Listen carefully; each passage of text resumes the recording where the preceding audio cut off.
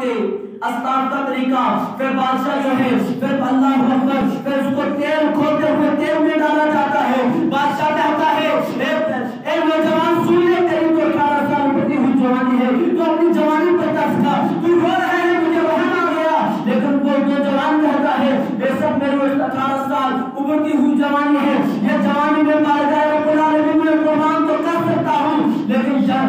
تم پلیتوں کے ہاتھ پر اپنے ایمان کو، اپنے اسلام کو نہیں دے، اپنے اسلام سے میں دوسری جان نہیں پھر سکتا۔ ارے وہ نوجوان کہتا ہے یہ سرکار جائے یا رہ جائے کچھ پرواہ نہیں کرتے، غلامان محمد جان دینے سے نہیں ڈرتے، یہ سرکار جائے یا رہ جائے کچھ پرواہ نہیں کرتے۔ اتنے میں اس نوجوان کو تیل میں نہیں ڈالا، ہر بولے اعظم بادشاہ حکم کرتا ہے، نہ جانے مصطفیٰ نے کیسے نشہ ان کو پلا دیا ہے، اپنی محبت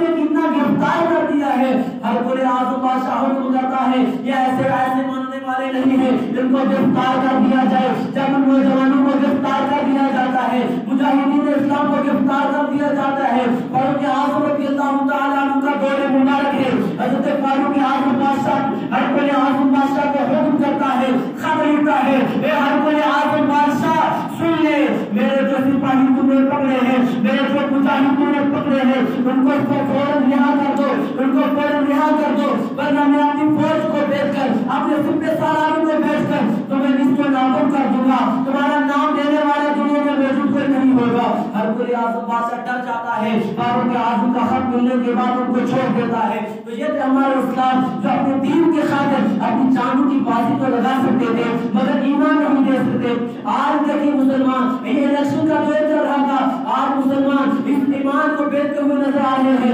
اور غیر مسلموں کے ہاتھوں پر اپنے ہاتھ کو رکھ کر پیسے کی لالچ میں نہ جانے کیسے منصوبے تیار کرتے نظر آ رہے ہیں۔ اللہ رب العزت کی بارگاہ میں دعا ہے، مولا ہمیں ہم سے وہ کام لے لے جس سے تو راضی ہو جائے۔ تو کون نہیں جانتا، یہ تو صحابہ کا دور تھا، ہر کوئی اعظم بادشاہ نے حضرت عبداللہ صاحب سمیت کتنوں کو گرفتار کر لیا تھا، تو بلال حبشی کے دور کو کون نہیں جانتا، امیہ بن خلف ایک پلید ہے، ایک حضرت بلال حبشی رضی اللہ تعالیٰ عنہ کا مالک ہے، آقا ہے، اس کو خبر ہوتی ہے کہ بلال حبشی اسلام لا چکے ہیں، اسلام قبول کر چکے ہیں، دین محمدی میں آ چکے ہیں۔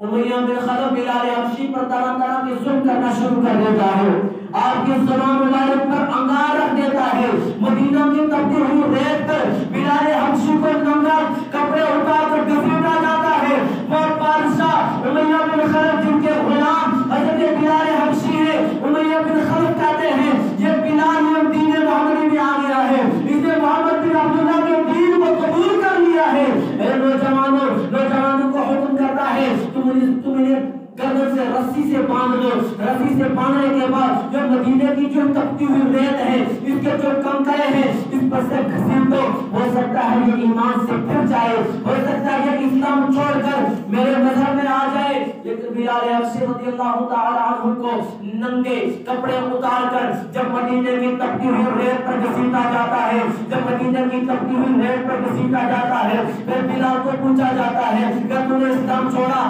بلال کہتا ہے نہیں چھوڑا، میری جان تو جا سکتی ہے مگر میں ایمان نہیں دے سکتا۔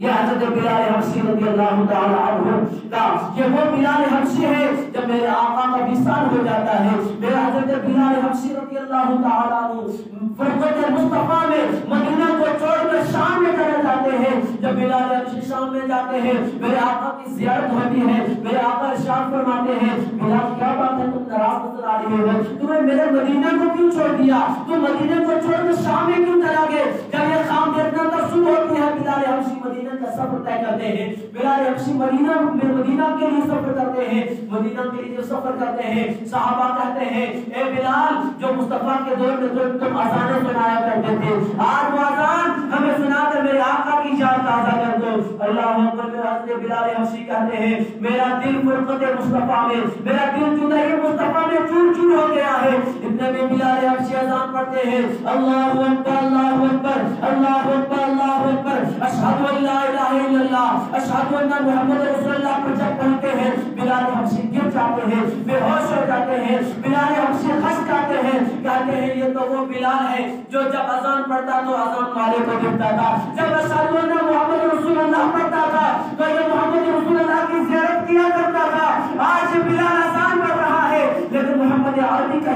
نہیں آ رہے ہیں، لیکن محمد کریم صلی اللہ علیہ وسلم کہیں نظر نہیں آ رہے ہیں۔ یہ وہ بلال حبشی کارے غلام تھے، یہ وہ بلال حبشی تھے جنہوں نے اذان نہیں پڑھی تھی، اللہ رب العزت نے صبح نہیں کی تھی، صبح کی روشن اللہ رب العزت نے روشنی نہیں لائی تھی۔ یہ وہ بلال ہے جن کا عشق اللہ کی بارگاہ میں اتنا مقبول تھا کہ بلال کی جگہ جب دوسرے مؤذن متعین کر دیے گئے تو بلال حبشی رضی اللہ تعالیٰ عنہ ساری رات اللہ رب العزت کی بارگاہ میں گڑگڑاتے رہے۔ مولا صاحب نے کہا تھا، مولا صاحب نے حبشی تھا کہ مصطفیٰ کریم صلی اللہ تعالیٰ علیہ وسلم کی طبیعت کو خوش نہ کر سکتا تھا، کاش میرے پاس دولت ہوتی، کاش میرے پاس سرمایہ ہوتا، میں آقا کریم صلی اللہ تعالیٰ علیہ وسلم پر نچھاور کر دیتا۔ کہ وہ بلال حبشی تھے جو اپنے عشق کی کیفیت کو مصطفیٰ کریم صلی اللہ تعالیٰ علیہ وسلم کی اذان پر کر سیراب کر دیا کرتے تھے اور کہتے تھے مولا میرے پاس شکل و صورت نہیں ہے، مولا میرے پاس دولت نہیں ہے، ایک اذان ہے جس اذان کو میں پڑھتا ہوں، جو اذان میں پڑھتا ہوں مولا تیرے حبیب کے عشق میں اذان پڑھتا ہوں میری طبیعت خوش ہو جاتی ہے۔ شاید وہ نبی مجھ سے ناراض ہو گئے، تبھی دوسرے مؤذن کو متعین کر دیا۔ تو یہ ہمارے اسلاف تھے۔ تو آج دیکھیں ہم عبادت کریں تو اس کے پیچھے ریاکاری نظر آتی ہے۔ میرے آقا کا ارشاد ہے ریاکاری شرک ہے، ریاکاری شرک ہے، شرک خفی ہے۔ میرے آقا فرماتے ہیں، حضرت عبید رضی اللہ تعالیٰ عنہ حدیث کے راوی ہیں، فرماتے ہیں میرے آقا صلی اللہ تعالیٰ علیہ وسلم میں جس چیز سے اپنی امت میں ڈرتا ہوں وہ شرک ہے۔ اور میرے آقا فرماتے ہیں شرک کی دو قسمیں ہیں، یاد رکھیں شرک کی دو قسمیں ہیں، ایک شرک جلی ہے، دوسری شرک خفی ہے۔ شرک جلی کہتے ہیں بت پرستی والی شرک، یعنی اللہ کے سوا کسی دوسرے کو عبادت کے لائق ٹھہرانا، کسی دوسرے کی عبادت کرنا، یہ شرک جلی ہے۔ اور شرک خفی اس کو کہتے ہیں جو اللہ کے علاوہ، اللہ کے سوا، یعنی ہم عبادت کر رہے ہیں، ہم نماز پڑھ رہے ہیں اور نماز پڑھتے وقت ہم یہ کہیں گے فلاں بندہ جو مجھے دیکھ کر کہے کہ یہ کتنا بندہ نمازی ہے، ہمارے دل میں یہ سوچ ہے کہ یہ شخص جو حاجی صاحب بیٹھے ہیں یہ کہیں گا کہ مولانا صاحب کتنے نمازی ہیں۔ اگر میرے دل کی یہ سوچ ہے تو یہ شرک خفی ہوا اور یہ بھی قیامت کے میدان میں اس کے روح پر ماری جائے گی۔ حضرت ابو ہریرہ رضی اللہ تعالیٰ عنہ ایک حدیث پاک یاد آ گئی، حضرت ابو ہریرہ رضی اللہ تعالیٰ عنہ کھڑے ہوتے کہتے قال رسول اللہ۔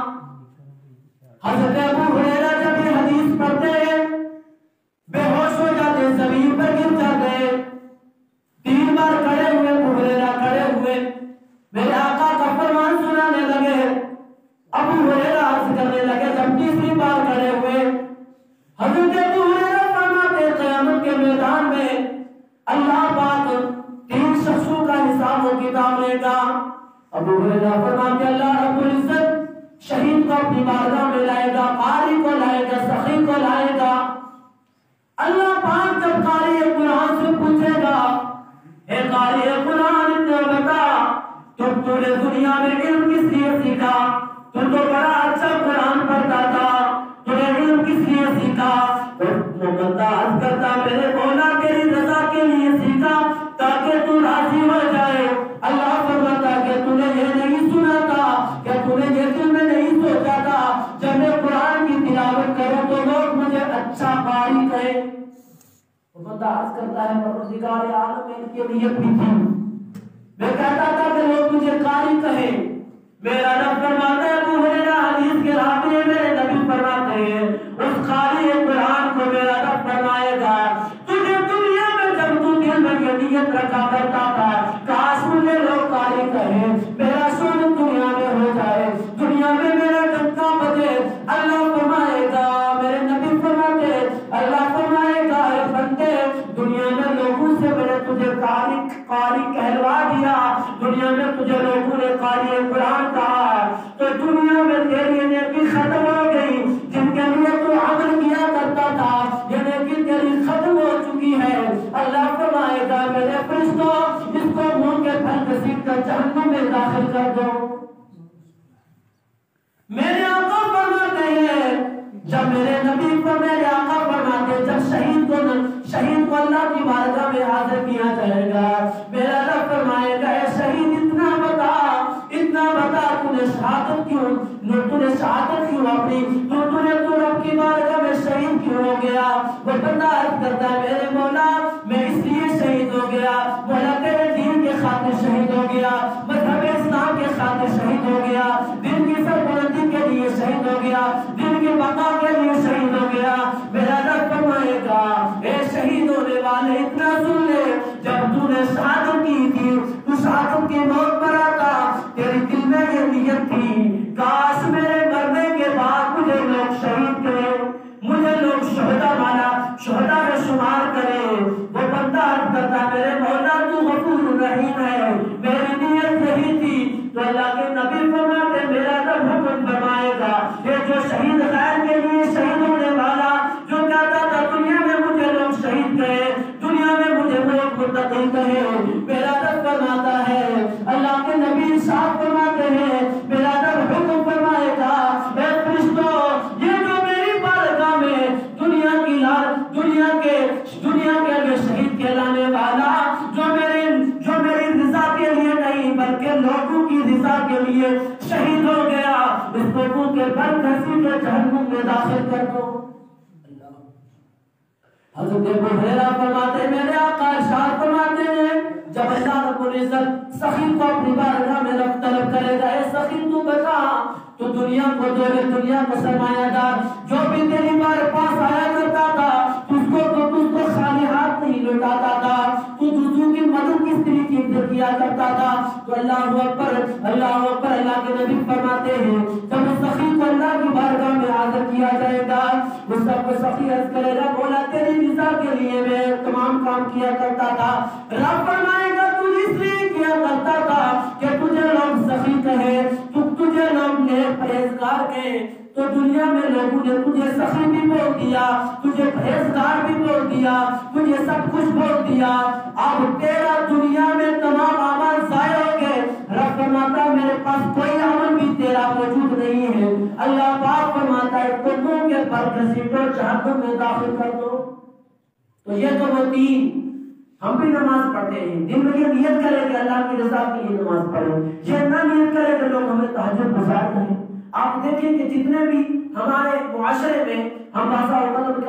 اگر کبھی تہجد گزار کرتے جلدی اٹھتے ہم لوگوں کے سامنے اپنی آنکھوں کو ملنا شروع کر دیتے ہیں، نیت یہ ہوتی ہے کہ لوگ یہ سمجھیں کہ یہ تہجد گزار ہے، صبح جلدی اٹھا ہوگا، اس کو نیند آ رہی ہے، نیند تنگ کر رہی ہے، اور یہ دن میں نیت کوئی بھی کام کرے دل میں نیت یہ ضرور کرے کہ ہم اللہ کی رضا کے لیے کر رہے ہیں، اگر کسی کے خوش کرنے کے لیے کر رہے ہیں وہ نیکی دنیا میں ضائع ہو جاتی ہے، آخرت کے لیے کچھ نہیں بنتا۔ اللہ رب العزت کی بارگاہ میں دعا گو ہوں، مولا کریم جو کچھ میں نے کہا سنا